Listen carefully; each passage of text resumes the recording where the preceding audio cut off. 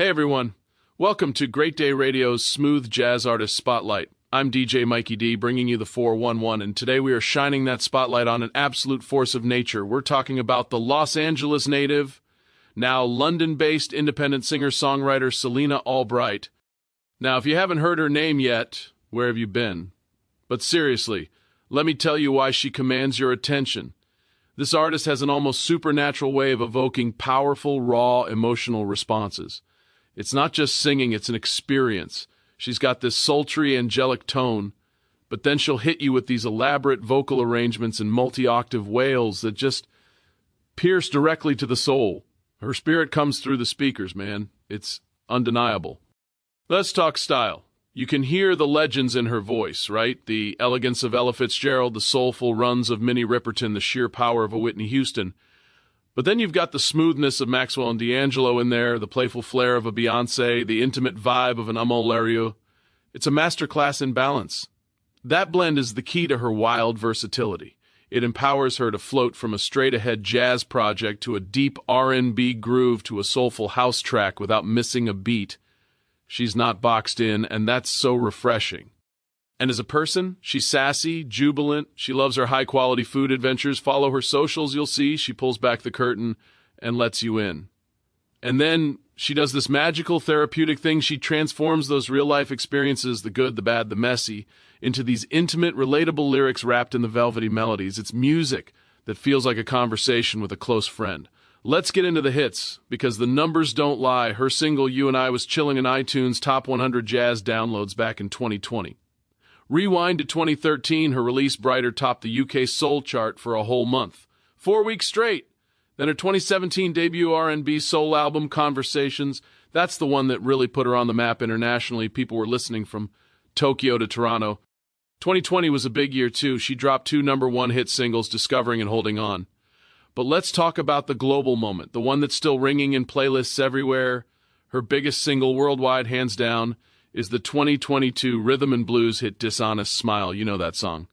That's the one with the groove that sinks into your bones and the lyrics that call out that fake, everything's fine facade we all see sometimes. It's a masterpiece of modern soul. Now her collaborative resume, it's insane.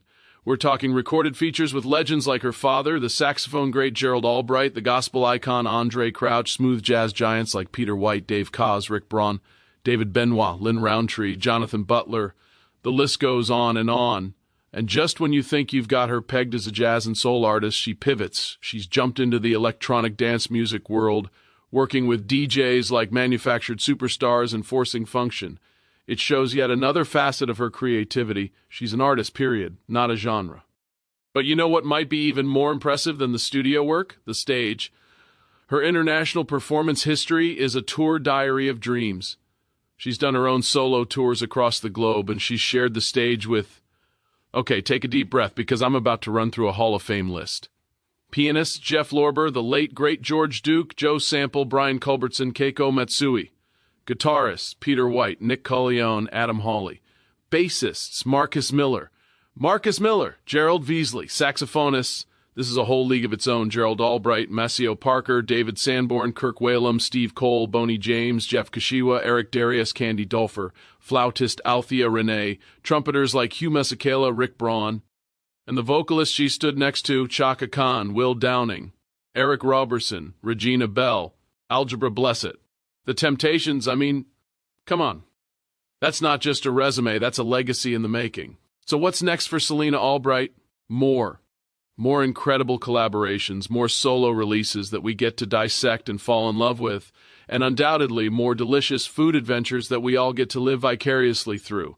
She is the definition of an independent artist thriving on her own terms. She's versatile, she's powerful, she's deeply connected to her craft and her fans. She is without a doubt an artist whose voice and spirit command attention. Do yourself a favor today. Go stream Dishonest Smile. Dive into the Conversations album. Follow her journey. You're witnessing an artist who is genuinely therapeutically transforming life into art, and we are all better for it. Alrighty now, be sure you download and/or stream Selina Albright's music, and be sure to check out her next concert. Remember, by you supporting these amazing artists, they in return are able to give you amazing music. I will post a link to her website at greatdayradiosmoothjazz.com.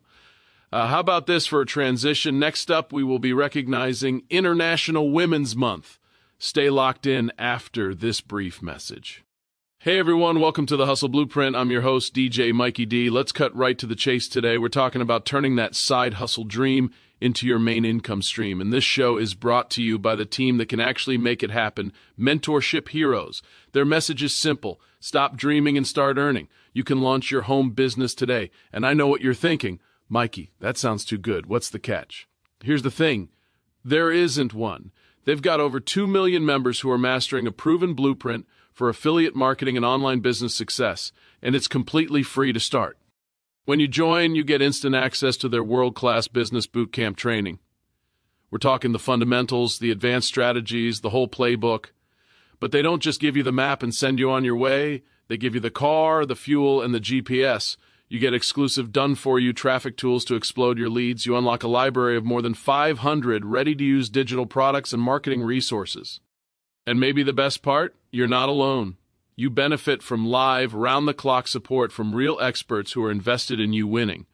No experience is required because they provide the complete roadmap right to your first commission. They've removed every excuse. So, the move is simple.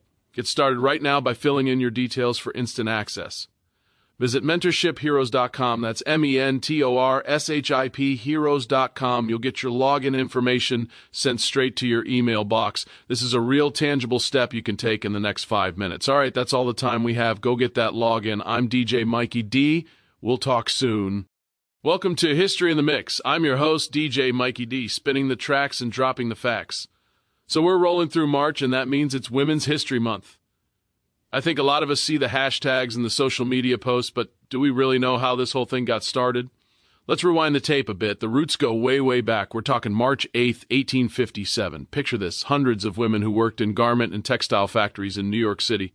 They walked out. They rallied together to protest some seriously harsh working conditions. That was over 160 years ago. That right there is the spark. Fast forward to 1908, 15,000 women marched through those same New York City streets. Their demands? Shorter hours, better pay, an end to child labor, and the right to vote. The very next year, in 1909, the city hosted the nation's first official Women's Day celebration, and that idea went global, becoming International Women's Day in 1911. But here in the U.S., the story of turning a day into a month is a cool one. It actually starts in a school district. 1978, Sonoma, California. They organized the first Women's History Week around that March 8th date, and it just caught fire. Spread across the country like a hit record. It got so popular that by 1981, Congress officially set aside the second week of March as National Women's History Week. And you know how it goes. Once you get a taste of a good thing, you want more. By 1987, Congress expanded it to the entire month of March. And since 1995, every U.S. president has issued a proclamation to make it official. So what's the point of all this? It's a month to intentionally honor the successes and the sacrifices of women throughout American history. It's about recognizing contributions to society that often got overlooked in the history books. We're talking science, politics, arts, civil rights, education, you name it. It's also a time to take stock, to reflect on the advances, gains in education, more opportunities in the workforce, progress on earnings. Though, let's be real, the work on that pay gap is far from over. It's about celebrating how far we've come, while honestly looking at how far we still have to go. So this month, I challenge you, and I'm challenging myself too, to dig a little deeper. Learn about one woman from history you've never heard of. Support a woman-owned business. Have a conversation about the women who've shaped your own life. History isn't just in the past, we're making it every day.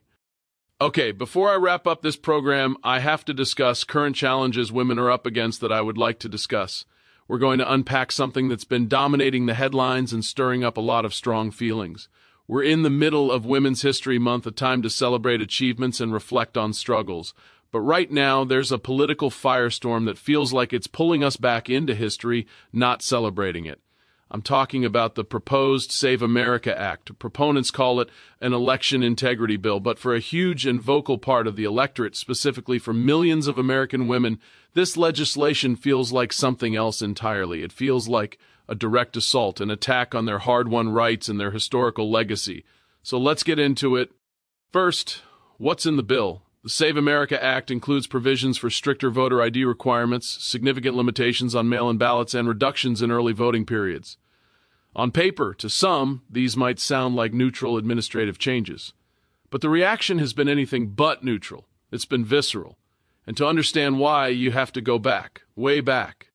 For so many women, the right to vote isn't some abstract line in a textbook. It's a tangible inheritance. It was passed down from mothers, grandmothers, and great-grandmothers who literally fought, for the 19th Amendment. They marched, they were arrested, they went on hunger strikes. It was a multi-generational battle against a system that said they were unfit, that their voices didn't matter in civic life. So when a bill comes along that makes it harder to vote, it doesn't just feel like bad policy. It feels like a direct insult to that legacy. It feels like spitting on the graves of those suffragettes.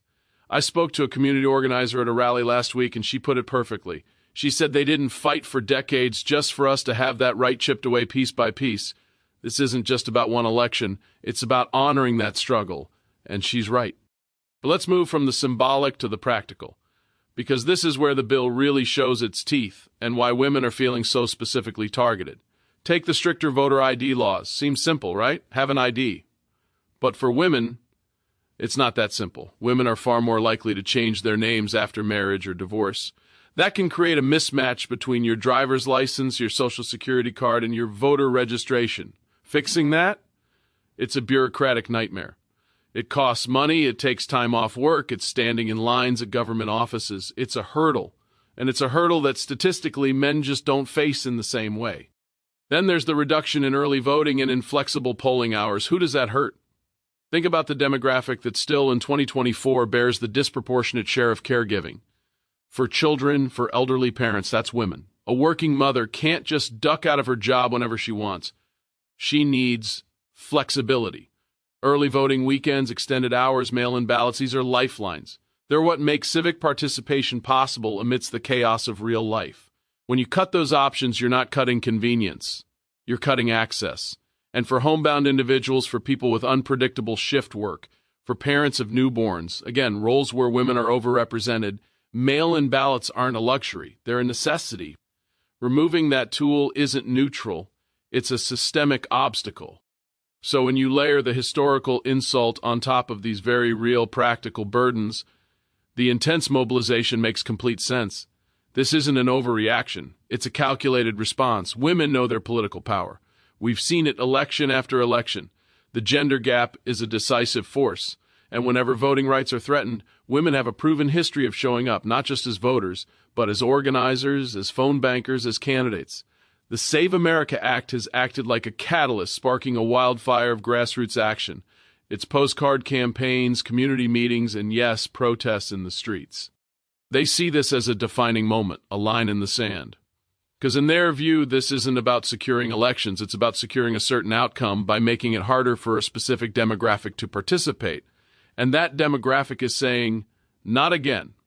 They are drawing a direct line from the suffragettes to themselves and then to their daughters. They are refusing to be the generation that lets that legacy erode. Political analysts are watching this closely. You do not want to awaken this electoral force, because when women are unified around an issue they perceive as fundamental to their autonomy and their place in democracy, they become an incredibly formidable bloc. This battle over the Save America Act has demonstrated once again that when the foundations of democratic participation are challenged, women are very often on the front lines of its defense. They remember the past, they're living the present, and they are fiercely determined to protect the future. It's a powerful lesson, not just for Women's History Month, but for every month.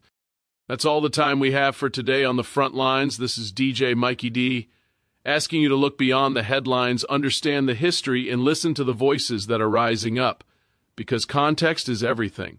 Let's end this with a track that feels like progress. Take care, everyone. Be sure to share the love and the support. Peace out.